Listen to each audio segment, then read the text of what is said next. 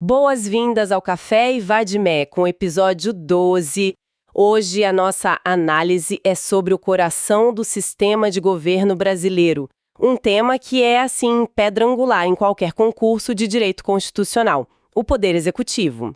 A nossa missão aqui é mergulhar na arquitetura constitucional que desenha a presidência da República. A gente vai um pouco além do texto seco da lei para entender a lógica por trás das regras, os prazos que, definem destinos e, claro, a jurisprudência do Supremo Tribunal Federal, que molda a aplicação de tudo isso.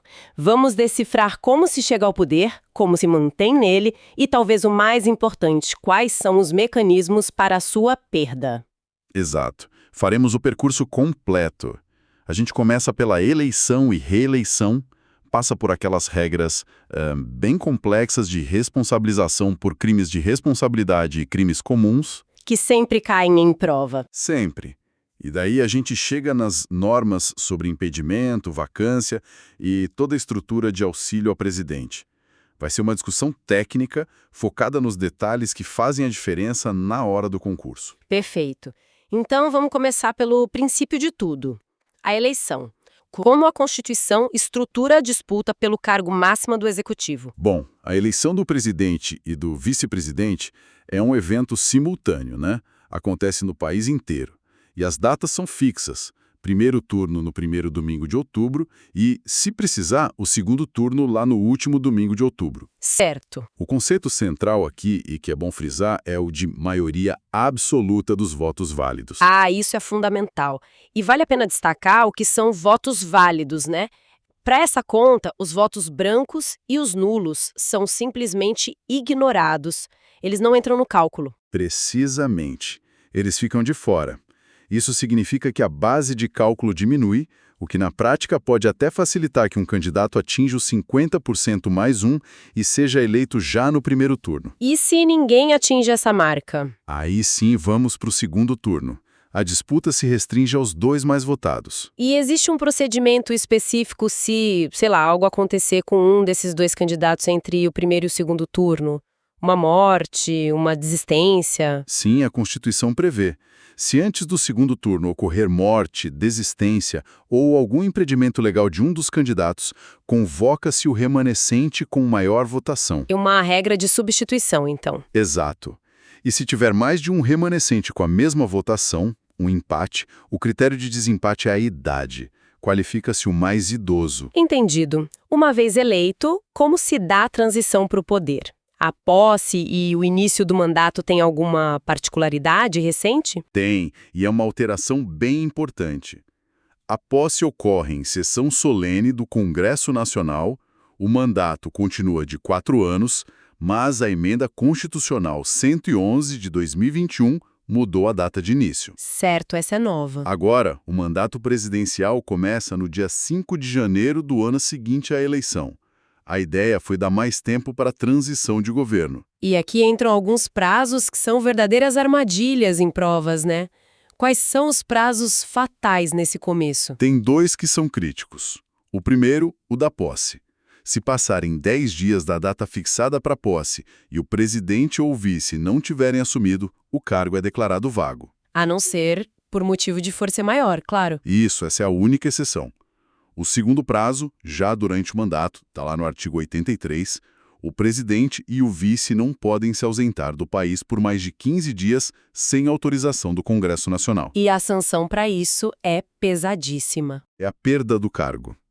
Simples assim. Essa regra de ausência do país também se aplica aos governadores nos estados. Sim, e o STF já afirmou que essa é uma norma de reprodução obrigatória. Os estados têm que seguir a regra federal. Ok, então o presidente foi eleito, tomou posse. A próxima questão é, por quanto tempo ele pode ficar?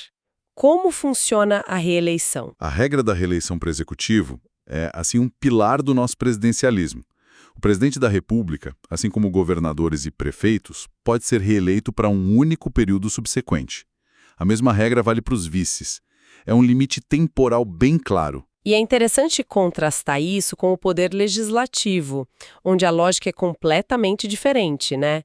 Senadores, deputados, vereadores não têm esse limite, podem se reeleger indefinidamente. O institucional busca mais continuidade no legislativo e, ao mesmo tempo, mais alternância no executivo. A ideia da reeleição única é equilibrar a experiência de um primeiro mandato com a necessidade de renovação. Certo. Então, ser eleito e reeleito é uma parte da história. Mas a Constituição também é muito claro sobre como esse poder pode ser perdido. E é aí que as coisas ficam bem mais complexas. Começando pelos famosos crimes de responsabilidade. Sem dúvida, aqui a gente entra num dos temas mais densos. Primeiro, a definição. Crime de responsabilidade não é um crime no sentido penal, tá? É uma infração de natureza político-administrativa. A sanção não é prisão. Não é. É a perda do cargo e a inabilitação para o exercício de função pública por até 8 anos. E a primeira coisa que um concurseiro precisa saber sobre isso é a súmula vinculante 46 do STF, certo? Qual o impacto dela? O impacto é total. Ela basicamente diz que a competência para legislar sobre crimes de responsabilidade e sobre as normas do processo é privativa da União. Isso federaliza o tema na prática. Exato. Impede que o processo vire uma, digamos, festa local com cada estado criando suas próprias regras para afastar um governador. As regras do jogo do impeachment são nacionais. E a Constituição lista quais atos seriam esses crimes? Sim, no artigo 85.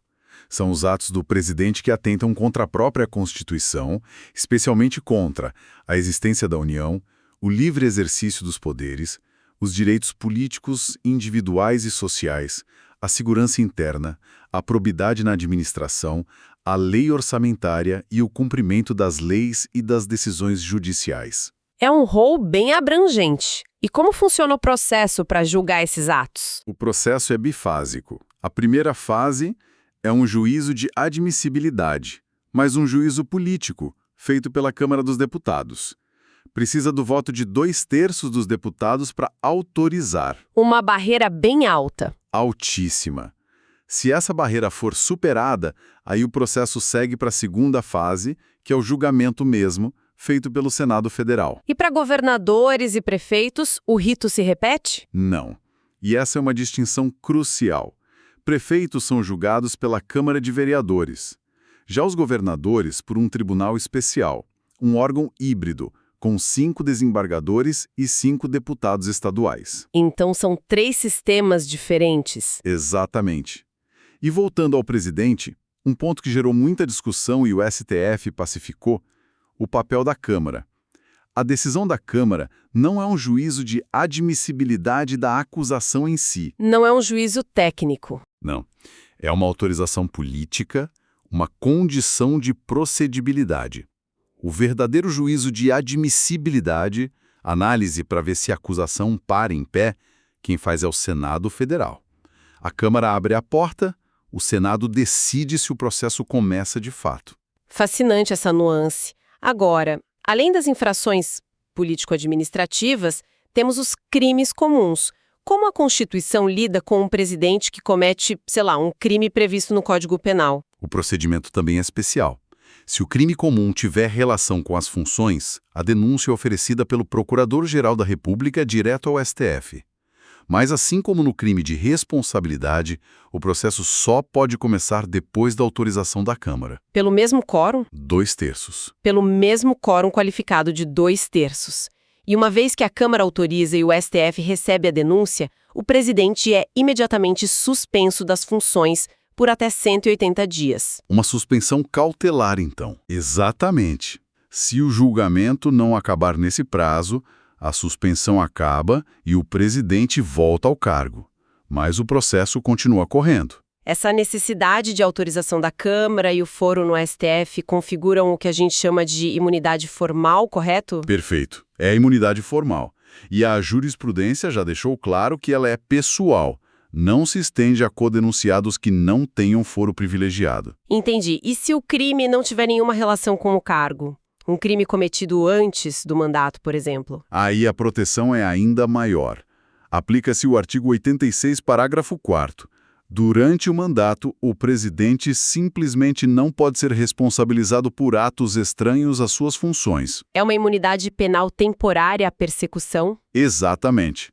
A denúncia não pode nem ser recebida, e o prazo prescricional do crime fica suspenso, só volta a correr no final do mandato. E aqui tem outro contraste importante com os governadores, que é sempre explorado em concursos. Sim, e a decisão da ADI 4764 é o paradigma.